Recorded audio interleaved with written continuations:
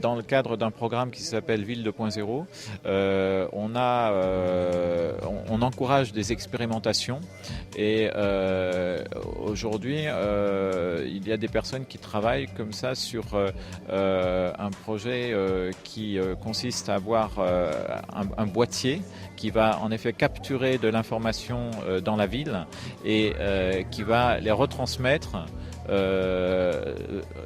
dans une base de données qui ensuite peut être visible sur le net et qui permet d'avoir une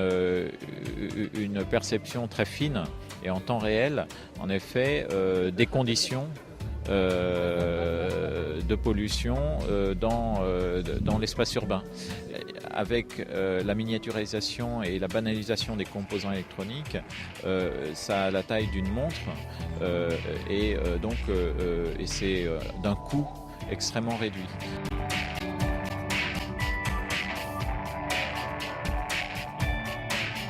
Par exemple, le volume de CO2 dans l'atmosphère ça peut permettre, en termes d'usage, d'orienter les flux humains, véhicules, etc., pour que justement il y ait un moindre niveau de pollution et que plutôt que d'être dans une posture finalement répressive, on soit dans une posture responsable, et c'est-à-dire que le citoyen, en ayant l'information finalement beaucoup plus tôt, lui va pouvoir adapter son comportement.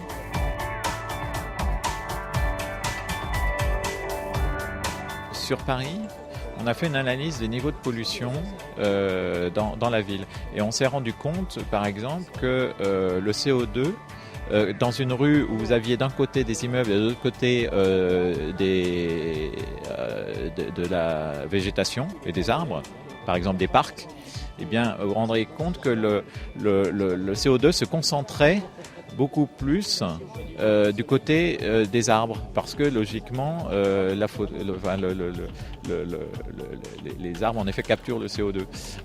et donc quelqu'un qui a des problèmes respiratoires dans ce cas-là aura une information très précisément qui lui conseillera d'opter pour un trajet différent peut-être que celui qu'il aurait pris initialement et qui serait mauvais pour lui, quoi.